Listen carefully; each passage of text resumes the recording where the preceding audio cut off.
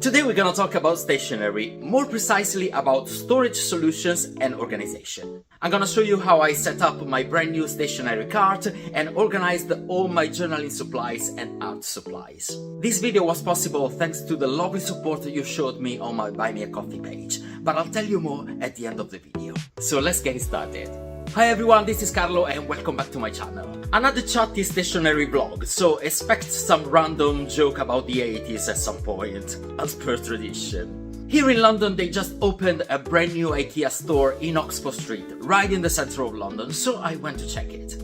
I was on a mission to find a little trolley and some containers to organize my supplies and declutter my dining table, because how are you gonna eat if you have journals everywhere? I found this Raskog cart for a reasonable price and a few small tubs to collect some bits and pieces. It took me a good hour to assemble the cart, and I'm gonna show you this phase as a time lapse, so that you won't hear me say swear words every couple minutes and you won't see me sweat a disproportionate amount considering that I was not building the Burj Khalifa. But here we go, I've done it, an hour later. It looks really nice and sleek.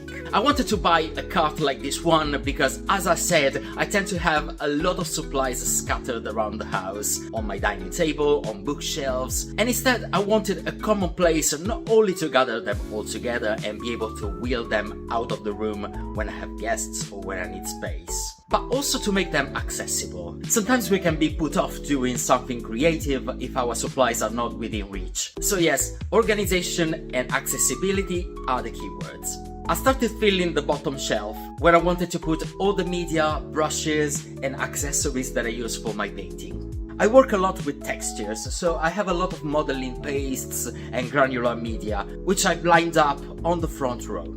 Since the labels get covered by the trolley walls, I've used these color palette stickers by Paperian to add little labels on the top lids, so that I know straight away where everything is, and they are all color coordinated in the tones of blue, channeling my Virgo vibes.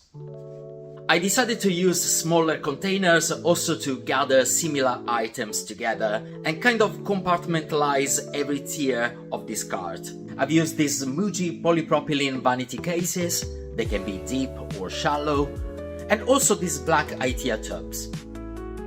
I collected smaller items in them and used also some jars and cups to store items vertically and save space, especially with brushes and similar tools. Filling this bottom shelf, I've used the Christmas tree technique. You know when you put all the good ornaments and all the lights on the front, and the back gets all the ugly stuff because no one is gonna see it anyway. That was pretty much it. On the middle shelf, I started storing my coloring sets, which are the bulkier items. My watercolor set and coloring pencil set will go along the walls, easy to access from the sides. A good feature of these Muji containers is that they can be stacked one on top of each other, so I can again optimize the vertical space. In the bottom one, I stored all the new blank journal refills or sketchbooks, so I know where they are for the future. And also my collection of art postcards that one day I'm gonna use for something. In this other shallow tub that I stack on top, I'm gonna collect all the smaller journals, sketchbooks, pocket notebooks that I have. I will instantly be able to recognize them from the spine, so this will be very functional. On this other side, I'm allocating a little tub with new stickers. Some of them are seasonal, so I know I'm gonna use them, but not right now. Also, I'm gonna store my expendable files containing ephemera and more stickers. And there's plenty more space in this tub for future purchases of more stickers. Because you need more stickers. And don't ever let anyone tell you differently. All the gaps between containers can also be filled. I put my watercolor travel set here and more coloring pencils behind here.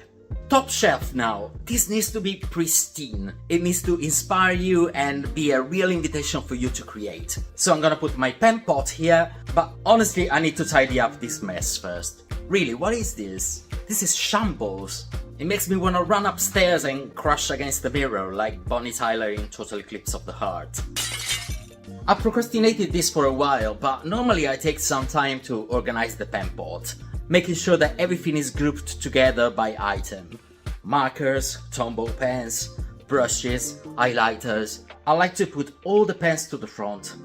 In general, having an organized pen pot is a good practice to also keep track of what supplies you have and maximize your resources.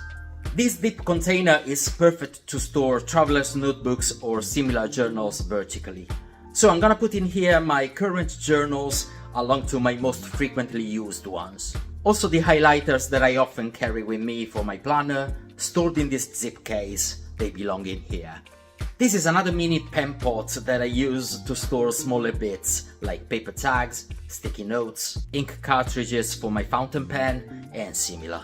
On this top shelf I want to have a good selection of ready-to-use ephemera and washi tapes for journaling. This little tin box was in the goodie bag of the Miso Paper Pop-Up event in London. Oh, I didn't tell you about this. It was a beautiful event, very well organized by Barbara from Miso Paper and her team. Basically a 3-day get-together for stationery lovers, with workshops, a cafe where to journal together, stamping stations. It was so nice to meet some of the lovely people that follow this channel as well. I really had a good time. I'm gonna use the Miso Paper tin box to collect some paper items, like for example these gorgeous illustrations by a London-based artist called Kay Davis. I bought this amazing wrapping paper that she designed, and I decided to cut some of these drawings to use when I journal. You can check all the designs by Kay Davis on her website. She has an online shop with clothing, coloring pages, cards and gift wrapping. And you will support a small business, which is always a great thing to do. I'm gonna keep organizing my ephemera vertically. I'm also cutting the external packages in a way that I can see what is inside, but still keep everything separate and tidy. I want everything to be once again viewable and accessible. I will store my washi tapes and pet tapes like this, so I can always see and recognize the patterns. I'm adding a few more bits here and there you go! My stationery cart is finally complete. All assembled and set up. Doesn't it look gorgeous? It's my baby, so it looks gorgeous to me. But I hope that this gave you a few tips and a bit of inspiration to organize your supplies in a more efficient way for you to create freely and frequently. A huge thank you goes to the lovely people that supported my channel with their purchases and their donations on my BuyMeACoffee page. I often write posts about this, but I also wanted to take a minute to acknowledge you and thank you in a video as well. My page on BuyMeACoffee has printables, ebooks and downloadable resources for journaling and for artists. And it gives you the possibility to support my channel for the price of a symbolic coffee. These donations make a big difference in my life as an artist. And so far, they allow me to be able to buy this coloring pencil set that you've seen in my past videos and all the storage solutions used in this video. So yes, once again, thank you so much for your support. Here's another view of my stationery cart in its spot in the living room. I'm very happy with it. Do you have any more tips about organizing journaling supplies and stationery? Let me know in the comments below. Also, if you have videos on your channel about this topic, feel free to link them below. I could easily spend an entire weekend binge watching them. As always, don't forget to like, share and subscribe. This was me, Carlo, and until next video, take care, be kind, and I'll see you soon. This ivy behind is getting bigger and bigger. The next video is gonna be into the woods.